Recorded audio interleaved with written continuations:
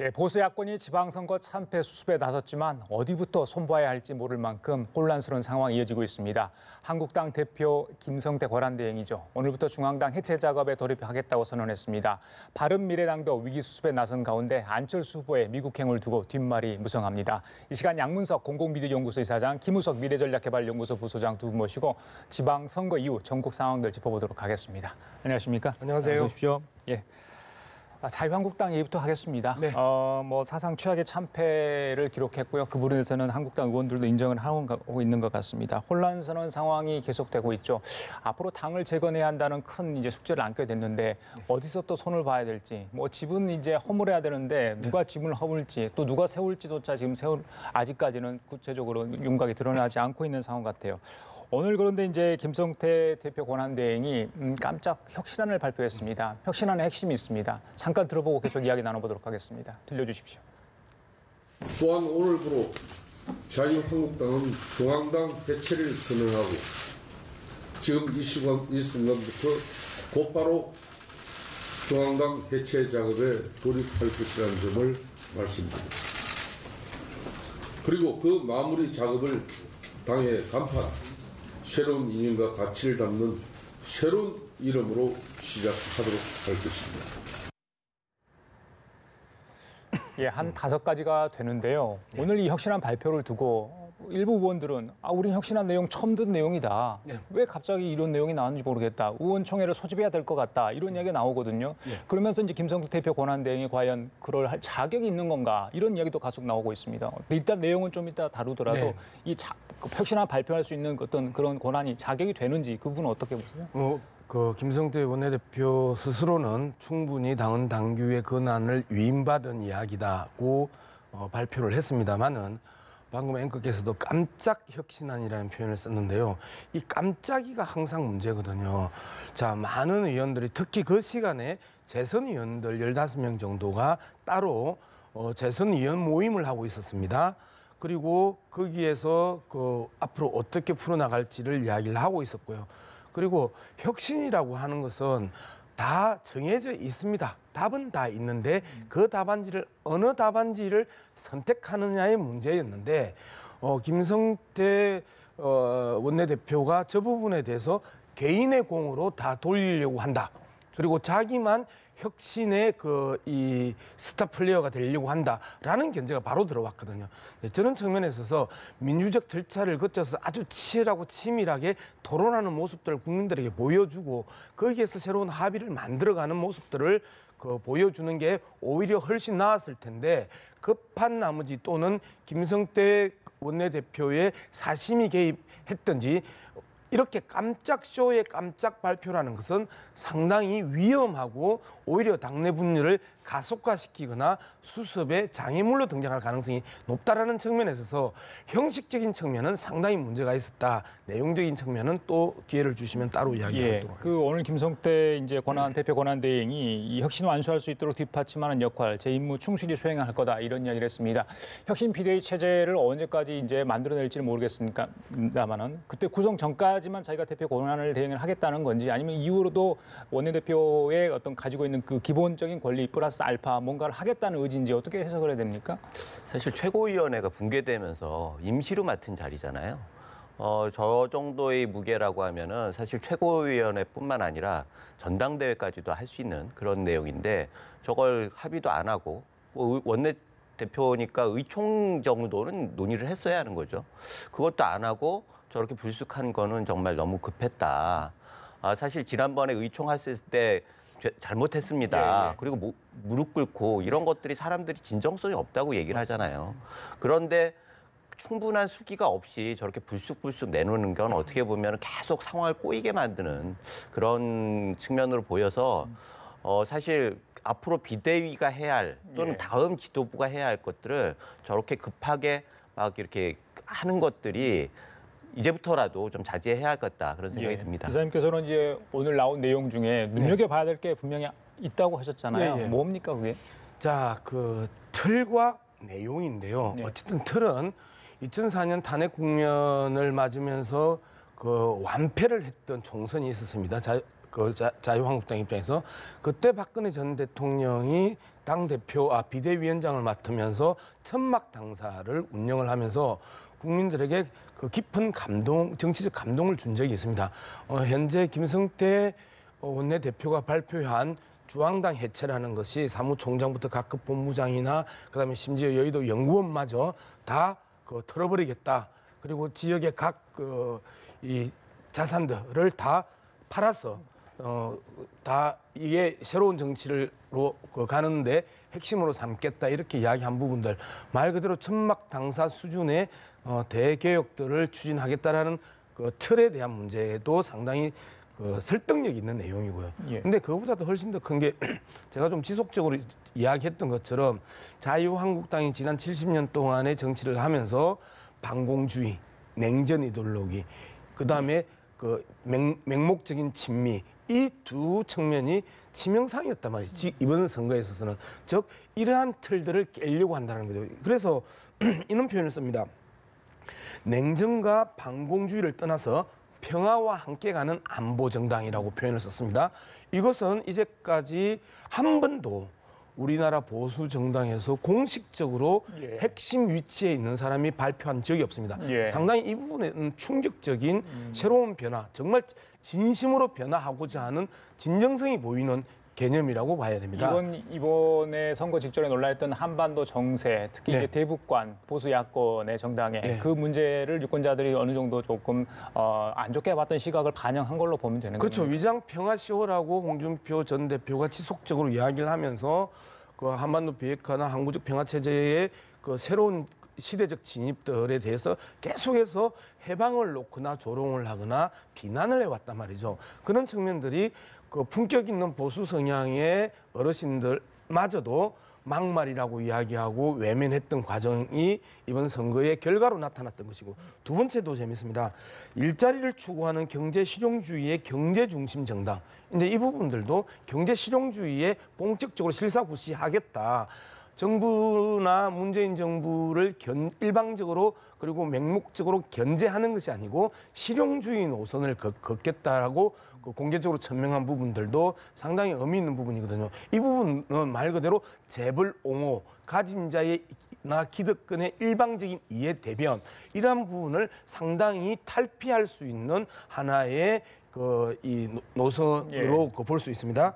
이제 마지막으로 서민과 함께하는 사회개혁 정당이라고 이야기를 합니다. 그동안 서민이 슬로건이나 정치의 그 언어로서만 사용되었지 사실상 중산층 이상 특히 재벌 그다음에 가진 자 이익을 대변하는 게 보수 정당의 역할이라고 스스로 생각해 왔던 부분들이 또 변화를 준단 말이에요. 만약에 이렇게 새로운 안보 정당 냉전을 탈피한 새로운 안보 정당 그다음에 그 경제 중심 정당, 그다음에 사회개혁 정당으로 거듭난다면 말 그대로 정책 경쟁이 이제 불꽃 틀 수밖에 없습니다. 더불어민주당과 자유한국당의 정책 대결을 통해서 새로운 그 한국의 정치판이 열릴 가능성이 높다. 문제는 이것이 아주 이 자유한국당에서 책임 있는 사람 현재로서는 가장 이 높은 자리에 있는 사람이 했다라는 것이 의미가 있고. 문제는 이것들을 치고 나갈 수 있는 사람이 준비됐나, 정책이 준비됐냐, 안보정당 문제를 가지고 가려고 하면 결정적으로 그 판문점 선언에 대해서 비준을 해줄 수 있냐, 이제 이런 측면들로 이제 디테일로 들어가면 고통스럽겠지만 이 변화들을 한번 지켜볼 필요는 있다. 오늘 이 얘기는 혁신안에 대한 당내 의견을 또 수렴하는 그런 절차도 필요해 보이는데 오늘 김진태 의원은요, 우리 말씀하신 그 맥락인데 우리가 가진 이념의 문제가 아니라 그것을 담을 그릇이 문제였다 했거든요. 근데 말씀하신 거 보면 보수 야당이 우리 지향했던 특히 자유한국당이 지향했던 그 이념까지도 또 손볼 수 있다. 다음 이 대표 체제가 왔을 때는 뭐 그런 얘기까지 해석이 되는데 어떻게 좀 봐야 되는 그 자체가 월권일 수 있죠. 지금 그런 것들 논의하는 장을 만들겠다고 하고 그걸 할 수 있는 비상 그 의사결정기구를 만들어야 하는데 미리 원내대표가 딱 방향을 설정해 버리고 그것도 컨센서스가 없이 사실 뭐 양 이사님 말씀하신 것도 다 일리는 있지만 일편에서는 안보나 경제 우려는 야당이 해야 할 거예요. 그런데 그걸 하지 말라고 그것을 했다고 해가지고 실패를 봤다. 그렇게 진단해 버리면은 야당의 존재의 이유가 없는 거죠. 문제는 막말이 문제였던 거고 표현하는 방식이 문제였던 거고 메신저의 불신이 문제였다는 건데 그 메신저의 불신을 해결하라고 했더니 그 내용도 하지 말아라. 네. 이거는 그야말로 월권인 거죠. 예. 그리고 제가 꼭 말씀드리고 싶은 거는 지금 중앙당 해체를 들고 나왔어요. 사실은 이것도 문제예요. 중앙당을 해체하고 원내정당으로 가겠다라고 얘기를 하잖아요. 중앙당 해체를 하면 비대위원장을 외부 인사를 모시겠다며. 그렇다면서요. 예, 예. 그러면 원내정당으로 가는데 비대위원장이 뭘 가지고 개혁을 하냐는 말이에요. 그야말로 중앙당이 좀 있고 힘을 발휘해야지 원내 개혁 당을 개혁시킬 수 있는데 중앙당 해체해버리면은 그 많은 과제를 뭘 가지고 하냔 말이에요. 예. 그런 면에서 이율배반적이고 이런 걸 볼 때 저는 딱 생각하는 게 예전에 박근혜 전 대통령이 세월호 터지자마자 해경 해체를 선언하면서 일어났던 여러 가지 굴곡들이 생각났어요. 이렇게 덥석 물어가지고 하는 것들은 진짜 도움이 안 된다고 그러고 그런 것들을 하기 위해서 일정 정도 진단을 차근차근 잘 할 수 있는 그런 것들이 원내대표가 하고 그 진단에 따라서 처방이 나오고 그 처방에 따라서 비대위원장을 모시든지 당에 누가 하든지 새로운 지도부를 구축하든지 이런 과정이 필요한 거지 지금 갑자기 사죄합니다 이렇게 하듯이 저렇게 불쑥 당내 컨센서스 없이 하면은 문제를 해결하기보다는 또 다른 문제들을 계속 만들어내는 거죠. 그래서 이 부분에 대해서는 정말 자기의 할 수 있는 한을 명확하게 알고 그 안에서 다음 스텝을 하기 위해서 기초 작업을 하는데 전력을 해야 한다 이렇게 생각합니다. 자유한국당이 뭐 대표적인 우리 뭐 제1야당이었기 때문에 지금 사형 선고를 받은 상황에서 수술할 부분이 너무 많기 때문에 제가 여쭤볼 것도 굉장히 많습니다만 한두 가지만 더 여쭤보고 다른 당 얘기 좀 하겠습니다. 일단 해체 수순을 받겠다고 했는데 어디부터 손대야 될지 그런데 구시대 인물들이 완전히 물러나야 되는 건가 아니다. 그러면 초대선 운동들이 뭐 정풍운동이라도 벌려야 되는 것이 맞는가 여러 가지 이야기가 있는데 홍준표 전 대표가 이제 나가면서 마지막 만말이라고 했던 그거 있잖아요. 그 내용들에 대해서 여러 가지 특정 인물이라고 할 수도 있겠죠. 근데 자유한국당을 이직으로 만든 어떤 행태들에 대해서 이야기를 하고 가지 않았습니까? 네. 이 부분은 어떻게 해석을 해야 되는 겁니까? 전근대적인 사고방식이죠. 사실은 국회의원들은 법에서 보장하는 거고 유권자가 결정하는 거예요. 국회의원들에 대해서 생사의 여탈권을 당대표가 가지고 있지 않습니다. 그리고 본인이 한참 힘 있을 땐 하지 못하다가 지금 떠나면서 또 막말을 하고 이렇게 하는 것들이 사실 결코 좋은 해법은 아닌 거죠. 자기 재기를 위해서라도 이건 좋은 해법. 이름은 얘기를 안 했지만 그런 부분들은 좀 안타깝고 사실 제일 좋은 장수는 기존에 있는 바꾸서 선수가 없다고 하면 기존에 있는 전력을 극대화하고 전략을 잘 세우고 힘을 모아서 일정 정도의 목표를 달성하는 게 그 사람의 능력이에요. 리더로서의 능력이에요. 그런데 그게 실패했다고 해가지고 감독이 떠나면서 선수들 욕하고 있으면은 그게 말이 되느냐고요. 이런 부분들이 사실은 본인이 지금 물러날 수밖에 없게 되는 아주 제1번의 문제였고 이걸 떠나면서까지 얘기하고 그것을 남아있는 사람들이 또 서로 남탓하면서 이렇게 하면은 당이 해체하는 수밖에 없습니다. 알겠습니다. 저 부분은 새로운 힘을 모아내지 못하면 해체하고 해체된 다음에 서로가 반목하면은 새로운 희망을 만들 수도 없어요. 그런 면에서 이런 부분들이 정말 잘못된 행태다라고 생각합니다. 그 혁신 작업이 마무리되면 당명을 좀 바꾸겠다 또 이 얘기가 나왔거든요. 이게 2017년 2월이니까요. 새누리당에서 자유한국당으로 바뀐 지가 얼마 되죠. 그러니까 1년 6개월 만에 또 바뀌는 거거든요. 선거 실패하면 바꾸고 나서 새롭게 혁신하겠다 하는데 실제 껍데기만 바꾸고 아는 그대로인 경우가 많았잖아요. 어떻게 보세요? 당명 개정에 대해서는? 우리가 계속해서 똑같은 장면을 시차적으로 보는데요.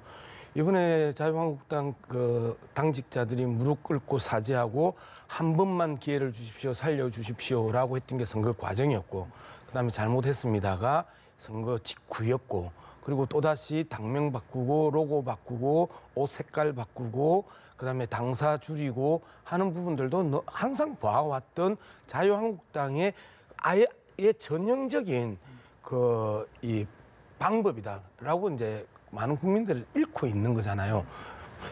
문제는 정당에서 핵심은 노선과 사람을 어떻게 바꾸느냐의 문제거든요.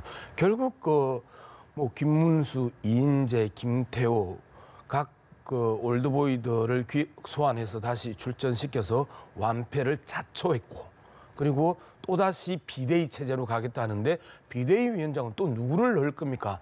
실제 외부 비대위는 올 사람이 없단 말이에요. 그리고 많은 국민으로부터 존경받고 신망이 있는 보수 인사들은 이미 지난 10년 동안에 다 써먹어 버렸어요.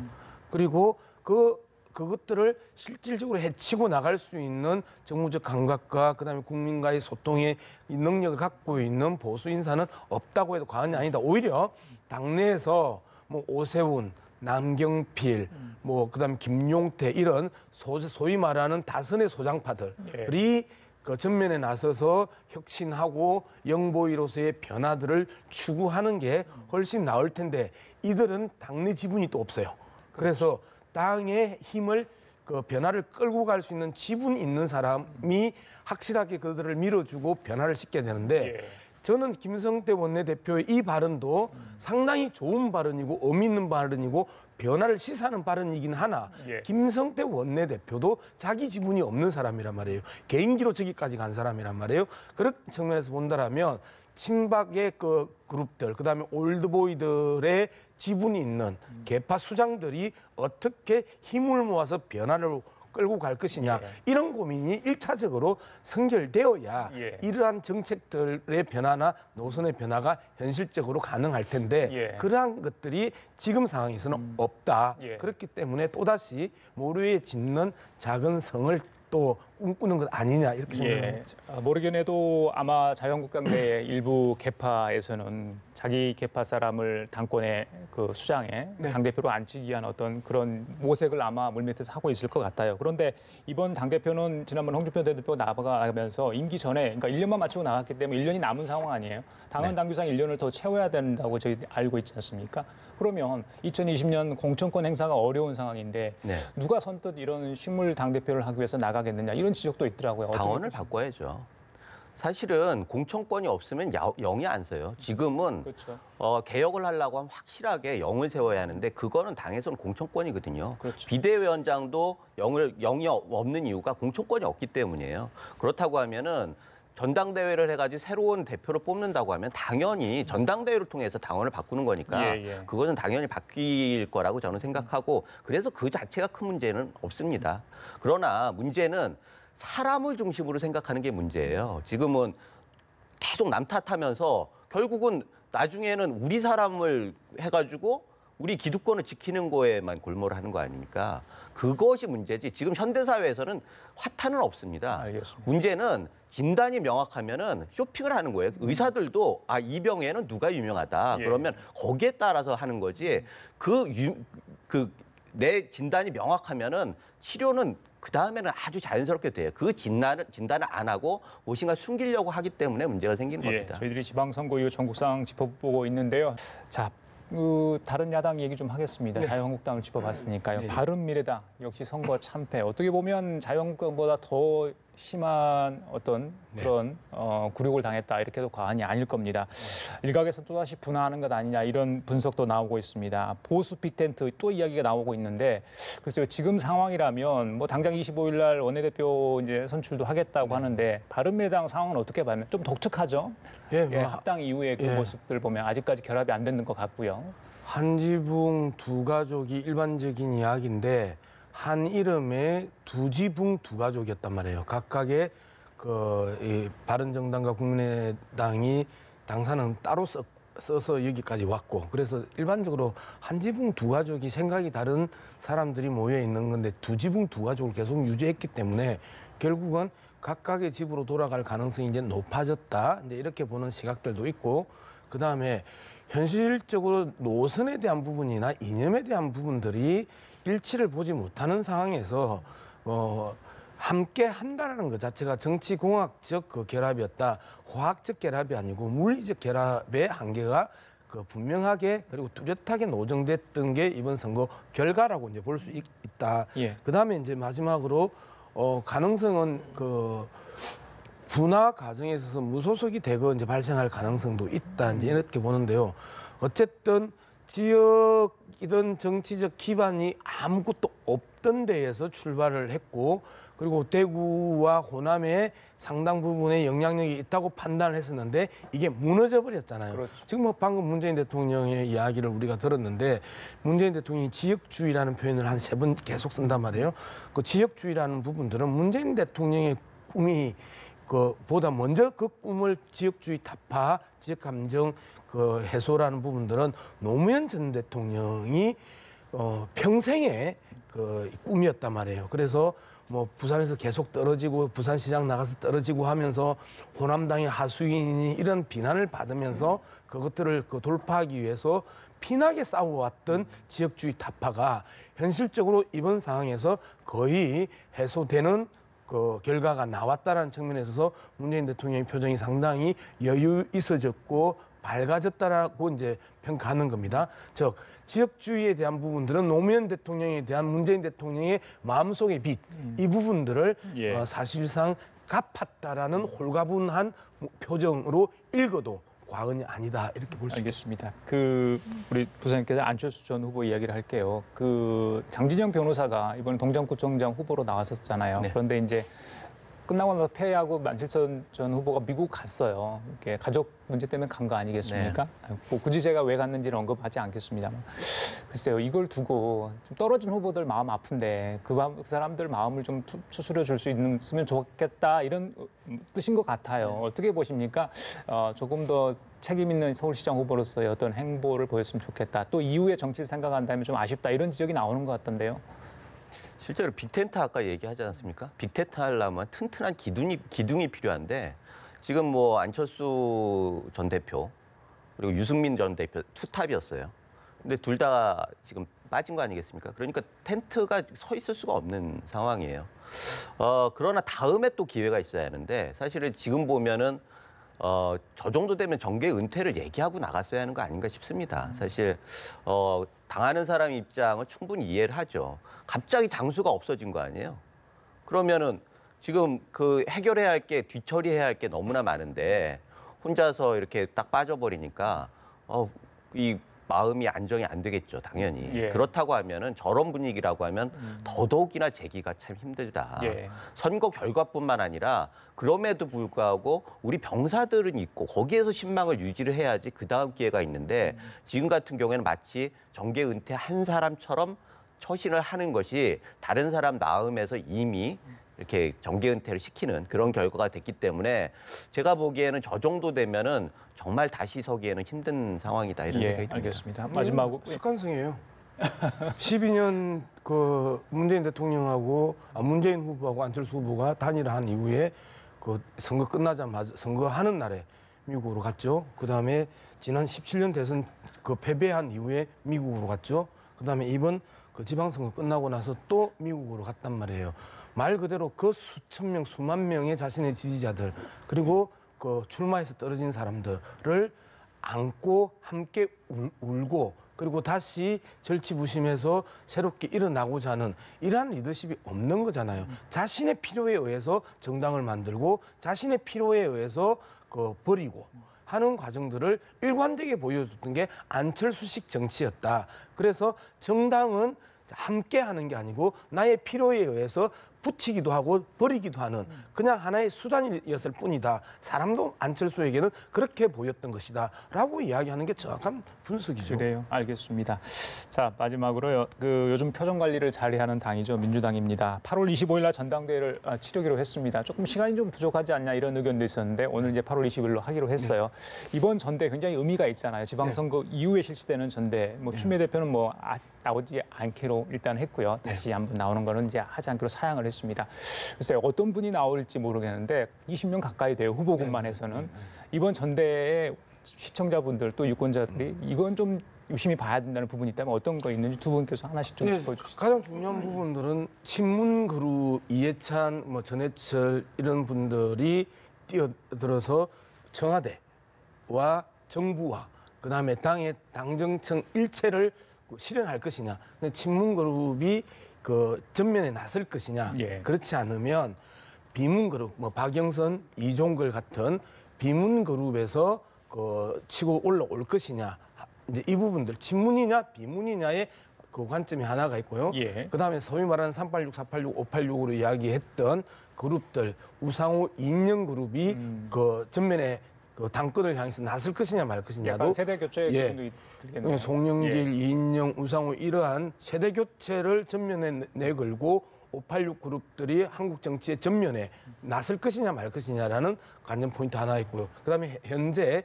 정부에 있는 그 김영춘 장관이나 김부겸 장관이 그 내려오면서 범친문계로 그 당정청을 만들어낼 것이냐. 예. 요 한 네 가지의 그룹별로의 그 이 상황들을 지켜보면 아주 이제 재미있는 관전 포인트가 될 수 있을 것 같습니다. 예, 알겠습니다. 예, 교수님. 당청 관계가 언제나 여당의 대표 선거에 있어서는 당청 관계가 가장 중요한 화두예요. 사실 여권에서의 수장은 대통령일 수밖에 없는데 논리적으로 말하면 당권이 실질적으로 공천권을 비롯해서 뭐 형식적으로는 다 권한을 가지고 있지 예, 않습니까? 그러니까 필연적으로 갈등 관계가 조성될 수밖에 없습니다. 그런 와중에 여당 대표가 얼마나 현명하게 하느냐에 따라서 그 정권의 성패가 결정되는데 결과적으로는 지난번 박근혜 정권도 당청 관계가 매끄럽지 않고 당 대표가 갈등을 만들었기 때문에 결국 정권도 실패하고 당도 망가지고 지금의 사태까지 온 거예요. 그래서 지금은 친문 비문하고 상관이 없습니다. 사실 청와대와의 관계가 가장 중요한 거고 예. 청와대에서 어떻게 역할을 분담하느냐 그거고 청와대에 직언은 하되 대중하게 직설을 하면 안 되는 거죠. 청와대는 민심을 제대로 전달하고 거기에 따라서 해법을 제시해서 국회하고 그다음에 그럼에도 불구하고 국민에 대해서 청와대하고 다른 메시지를 직접적으로 하는 것들은 굉장히 위험할 수 있다. 알겠습니다. 그런 면에서 이번 전대가 그런 바로메트가 되지 않을까 이런 생각이 예, 듭니다. 예. 자, 지금까지 양문석 공공미디어연구소 이사장, 김우석 미래전략개발연구소 부소장과 함께 얘기 나눠봤습니다. 두 분 말씀 감사합니다. 예.